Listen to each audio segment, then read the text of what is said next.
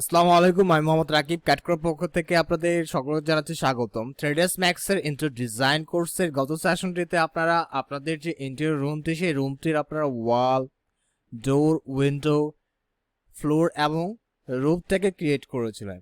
আজকের সেশনটিতে আপনারা শিখবেন কিভাবে আপনাদের সিনটিতে আপনারা ক্যামেরা অ্যাড করতে পারেন এবং সেই ক্যামেরা রিলেটেড কিছু সেটিংসের কাজগুলো আপনারা দেখবেন।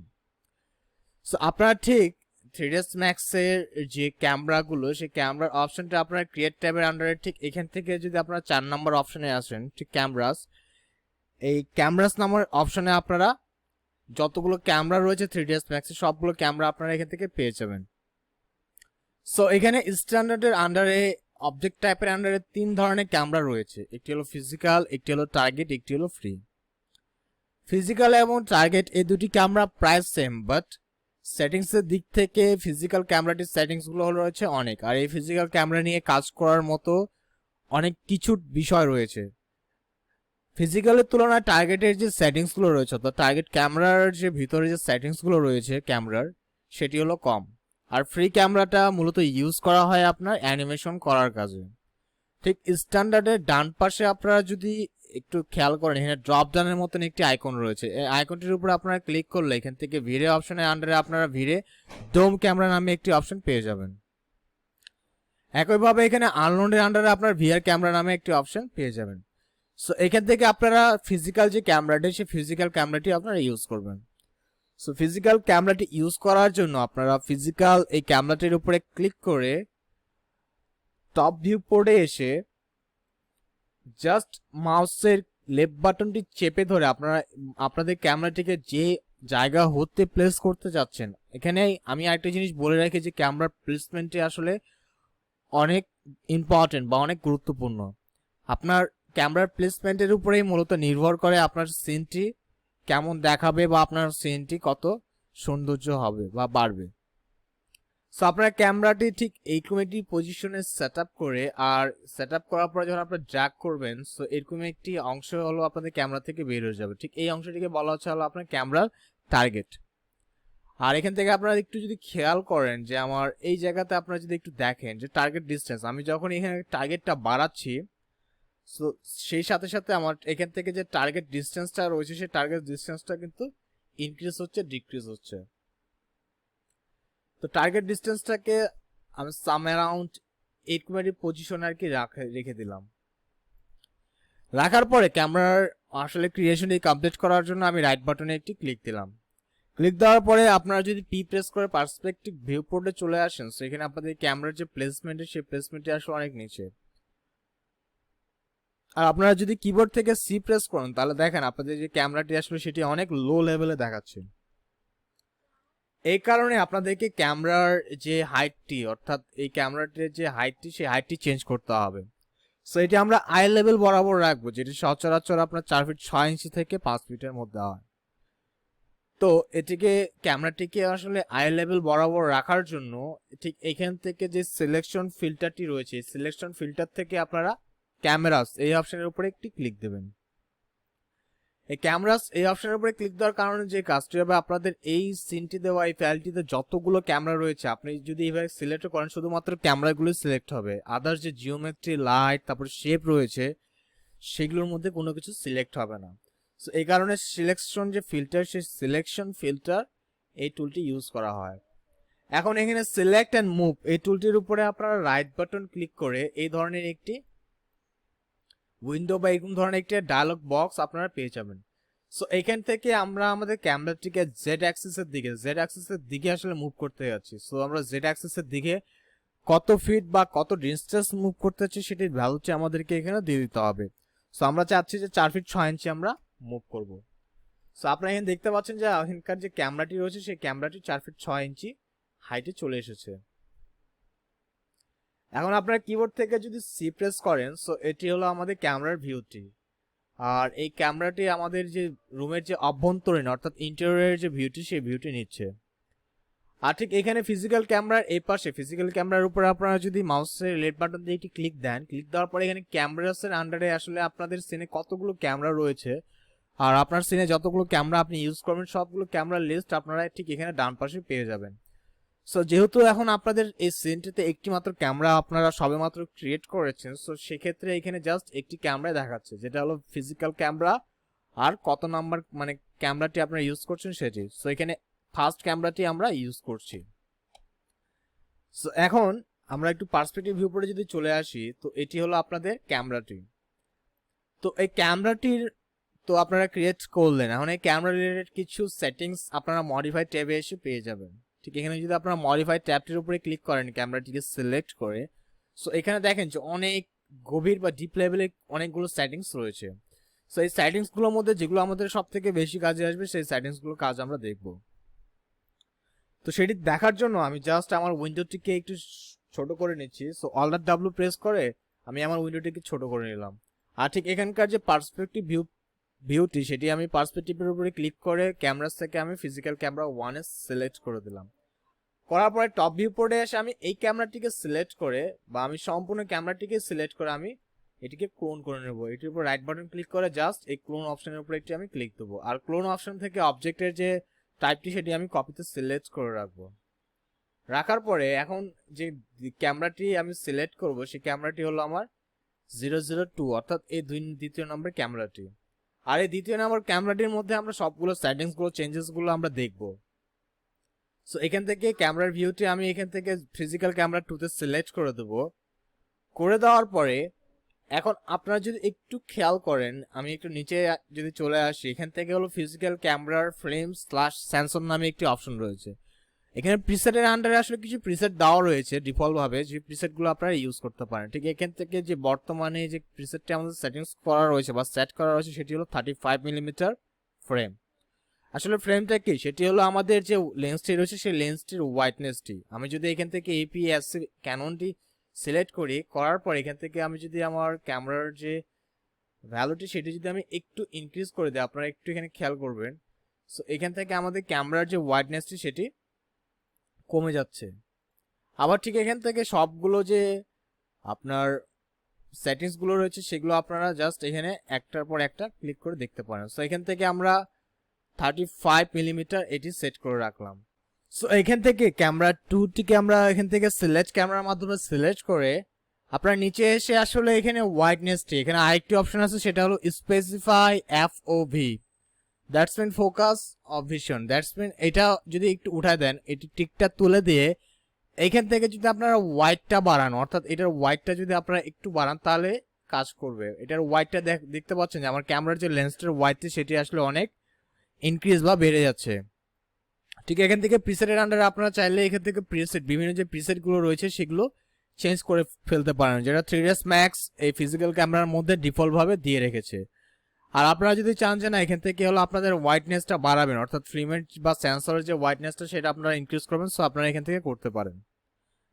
আরেকটি অপশন রয়েছে সেটি হলো আপনারা যদি এখান থেকে ফোকাল লেন্থের আন্ডারে স্পেসিফাই FOV এটার উপরে ক্লিক করে এটার যে ডিগ্রির অ্যামাউন্টটা সেটাও যদি বাড়ান, তবু এখান থেকে এটির যে ফিল্ম সেন্সরটি সেটি বাড়বে।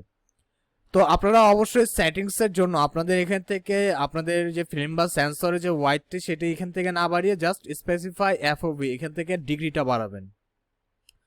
তার নিচে যে অপশনটি রয়েছে সেটি হলো জুম, অর্থাৎ আপনারা যারা ক্যামেরা ইউজ করে থাকেন, আমি এখান থেকে এই টিকটি তুলে দিয়ে আপনাদেরকে একটু দেখাই। সো আপনারা যারা ক্যামেরা ইউজ করে থাকেন তারা এই জুম অর্থাৎ ক্যামেরার যে zoom in and zoom out এই অপশনটির সাথে খুবই ওয়েল নোন।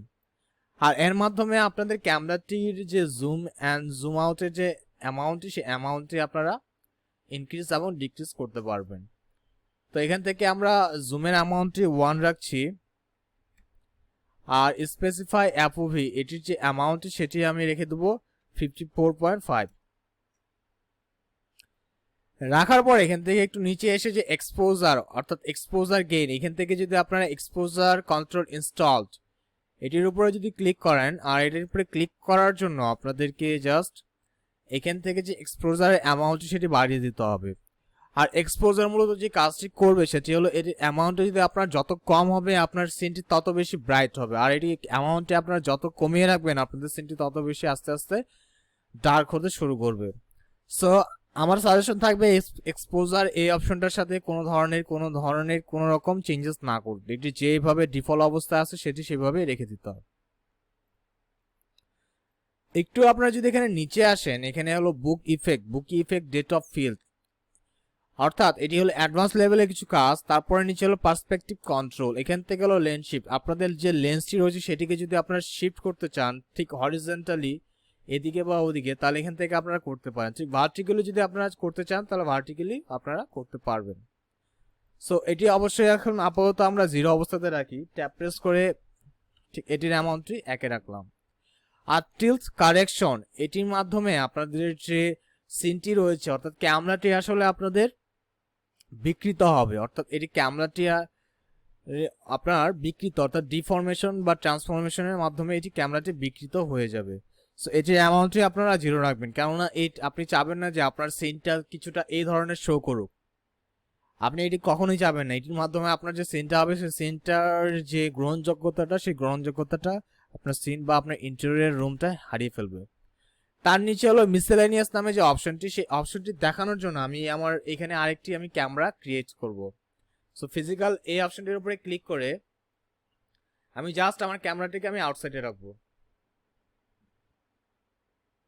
জাস্ট এইভাবে। অ্যান্ড আমার ক্যামেরার যে হোয়াইটনেসটি সেটি আমি একটু কমিয়ে রাখি। সো ক্যামেরাটিকে আমি জাস্ট ক্রিয়েট করলাম, আর আপনারা কিন্তু দেখতে পাচ্ছেন যে আমার ক্যামেরাটি কিন্তু আসলে আউটসাইডে প্লেস করা। সো ক্যামেরাটি যেহেতু আউটসাইডে প্লেস করা, আমি যদি এখন এই ক্যামেরার ভিউটার মধ্যে যেতে চাই তো সেটি যাওয়ার জন্য আমি জাস্ট এই অপশনের উপরে ক্লিক করে ক্যামেরাস থেকে আমি ক্যামেরাস নাম্বার 3 তে চলে আসলাম। আসার পরে এখান থেকে সম্পূর্ণ ক্যামেরাটাকে সিলেক্ট করে আমরা এটি যে হাইটটি, সেই হাইটটিকে আমরা চেঞ্জ করে ফেলি।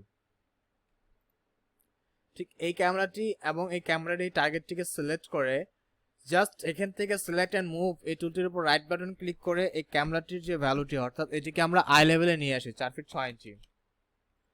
তো যেহেতু আমার ক্যামেরাটি আউটসাইডে প্লেস করা এবং আমার ক্যামেরার সামনে একটি ওয়াল রয়েছে, এই কারণে জাস্ট শুধুমাত্র আমার ক্যামেরাটি এখন এই ওয়ালটিকে শুধুমাত্র ক্যাপচার করতে পারছে। বাট আমার এই যে ওয়ালের এখানে যে আমাদের যে ইন্টেরিয়র রুমটি রয়েছে, সেই রুমটির যে ভিউটি, সেই ভিউটি আসলে আমার এই ক্যামেরাটি কিন্তু ক্যাচ আপ বা ক্যাপচার করতে পারছে না। সো আমি যদি চাই যে না আমার এই ভিতরের যে সিনটি, সেই সিনটি আমার এই ক্যামেরাটি হলো ক্যাপচার করবে, তো সেটি করার জন্য আসলে আমরা কি করতে পারি। সো আমি আমার ক্যামেরাটিকে সিলেক্ট করে মডিফাই ট্যাবে এসে এখানে হলো যে মিসেলেনিয়াস যে অপশনটি রয়েছে, সেই মিসেলেনিয়াস এই অপশনটির উপরে ক্লিক করে এখান থেকে ক্লিপিং প্লেন্স নামে একটি অপশন রয়েছে, এই ক্লিপিং প্লেন্সের নিচে যে অ্যানাবেল অপশনটি রয়েছে, এই অ্যানাবেল অপশনটির উপরে আপনারা টিক দিয়ে ফেলবেন। দেওয়ার পরে আপনারা একটু খেয়াল করবেন এই অ্যানাবেল অপশনের উপরে টিক দেওয়ার সাথে সাথে এখানে নেয়ার এবং ফার এই দুটি অপশন বা দুটি ঘর কিন্তু আমার অ্যাক্টিভ হয়ে গিয়েছে। আমি যদি আপনাদেরকে আরেকটু ভালো করে দেখাই, সো এখান থেকে এই অ্যানাবেল অপশনের উপরে যখন আমি ক্লিক দিব তখন আমার এই নেয়ার অ্যান্ড ফার অর্থাৎ এই দুটি ঘর কিন্তু আপাতত ডিঅ্যাক্টিভ অবস্থায় রয়েছে। অর্থাৎ এই অ্যানাবেল এই অপশনের উপরে যখন আমি এইভাবে একটি টিক দিব তখন আপনারা দেখবেন যে হয়তোবা আমার যে এই দুটি ঘর, সেই দুটি ঘর আসলে অ্যাক্টিভ হয়ে যাবে। সো এটির উপরে টিক দেওয়ার পরে আমার এই দুটি ঘর কিন্তু অ্যাক্টিভ হয়ে গিয়েছে। আমি সেম যদি আপনাদেরকে একটু দেখাই, সো এখন দেখেন যে আমাদের ঘর দুটা কিন্তু অ্যাক্টিভ হয়ে গেছে। এখন আমরা এখানে চাইলে আমাদের ভ্যালুটিকে আমরা দিতে পারি এবং আমাদের ভ্যালুগুলোকে আসলে আমরা এখান থেকে ডিফাইন করে দিতে পারি। তো আমরা ভ্যালুগুলোকে একটু বাড়াবো। সো এখান থেকে অ্যানাবেল অপশনের উপরে টিক দেওয়ার পর এখানে নিয়ারের আন্ডারে আমি যদি নিয়ারের অ্যামাউন্টটাকে একটু বাড়াই, আমি জাস্ট সিম্পলি আমার নিয়ারের এই অপশনগুলোকে আমি একটু ইনক্রিজ করছি। তো আপনারা একটু এখানে যদি ক্লোজলি খেয়াল করেন, আমি নিয়ারের অপশনটাকে অর্থাৎ নিয়ারের অ্যামাউন্টটাকে যখন ইনক্রিজ করছি, সো আমার ক্যামেরার ভিতর থেকে একটা লাল রঙের একটি রেখা বের হয়ে আসছে, এটিকে বলা হচ্ছে প্লেন, ক্লিপিং প্লেন। অর্থাৎ ক্লিপিং প্লেন আমি এটা যত ইনক্রিজ করব, আমার ক্যামেরাটি আউটসাইড থাকা সত্ত্বেও আমার ইন্টেরিয়রের যে রুমে, সেই রুমের যে ভিউটি, সেই ভিউটি আসলে কিন্তু আমার ক্যামেরাটি ক্যাপচার করতে পারবে এই ক্লিপিং প্লেন্স এই অপশনটির মাধ্যমে। সো আমি এখান থেকে ক্লিপিং প্লেনের যে অ্যামাউন্টটা সেটা আরো বেশি ইনক্রিজ করছি।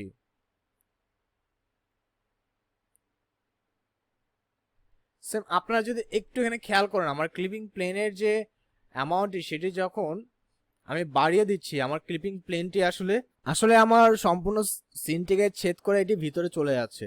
তো আমার এখান থেকে যতখানি দরকার হবে, আমার শুধুমাত্র এই ওয়ালটিকে আসলে ছেদ করা বা অতিক্রম করতে হবে। সো আমি ক্লিপিং প্লেনটিকে জাস্ট আমার ওয়ালটিকে আমি ছেদ করে দেবো।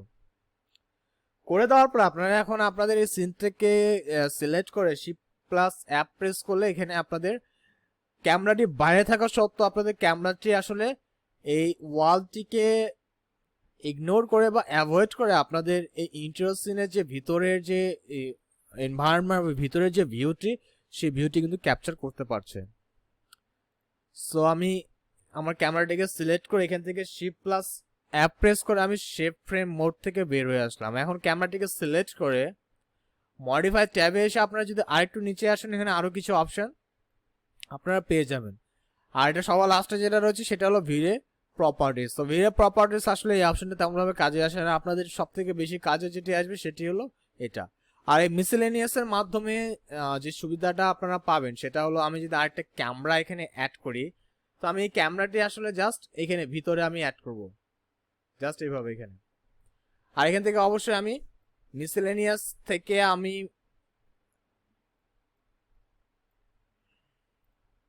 এই অ্যানাবেল এই অপশনটি তুলে দেবো। তুলে দেওয়ার পর এখন আমি যদি এখান থেকে আমার ক্যামেরা নম্বর জাস্ট এখান থেকে যদি আমি ক্যামেরা নম্বর 4 ক্যামেরাসের আন্ডারে ক্যামেরাস নাম্বার 4 এর উপরে ক্লিক করি, ক্লিক করার পরে এই ক্যামেরাটিকে সিলেক্ট করে আর এটি যে টার্গেট পয়েন্টটি রয়েছে সেই টার্গেট পয়েন্টটিকে ক্লিক করে আমি যদি জেড থেকে এটির ভ্যালুটি আসলে 4 ফিট 6 ইঞ্চি করে দিই,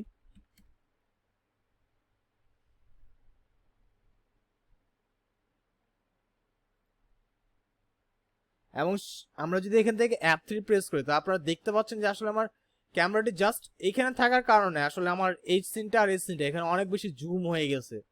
বাট এটা জাস্ট আউটসাইডে থাকার কারণে আমি আমার সম্পূর্ণ সিনটাকে আমি কভার আপ করতে পারছি। আর এখান থেকে আমার এই 3rd নাম্বার ক্যামেরাটার যদি আমি যে অ্যাঙ্গেলের যে ব্রডনেসটা সেটা যদি আমি আরেকটু ইনক্রিজ করে দিই, ইনক্রিজ করে দেওয়ার পর এটিকে সিলেক্ট করে যদি ক্লিপিং প্লেনের অ্যামাউন্টটি যদি আমি আরেকটু বাড়াই, তাহলে এখানকার যে ভিউ নেওয়ার সক্ষমতা, ভিউ ক্যাপচারের যে সক্ষমতাটা সেটা আরো বেশি ব্রড হয়ে যাবে বা হোয়াইট হয়ে যাবে। সো এই কারণে অবশ্যই এই ট্রিকটা আপনারা আপনাদের সিনে কাজে লাগাতে পারেন, আপনাদের সিনটাকে একটা অ্যাডজাস্ট বা একটা অ্যাকুরেট ভিউতে আনার জন্য। সো ক্যামেরা রিলেটেড আজকের সেশনটি এই পর্যন্ত। এর পরের সেশনে আসলে আমরা আরো কিছু ক্যামেরা আমাদের এই সিনটাতে অ্যাড করব, তবে সেটা আপকামিং যে সেশনগুলো আসবে সেগুলোতে। তো এই সেশনটি দেখার জন্য আপনাদের সকলকে ধন্যবাদ। পরের সেশনটি দেখার আমন্ত্রণ জানিয়ে আমি ক্যাটকোরের পক্ষ থেকে আপনাদের কাছ থেকে আজকের মতো এখানে বিদায় নিচ্ছি। সে পর্যন্ত আপনারা সকলেই ভালো থাকবেন, সুস্থ থাকবেন এবং ক্যাটকোরের সাথেই থাকবেন। আসসালামু আলাইকুম।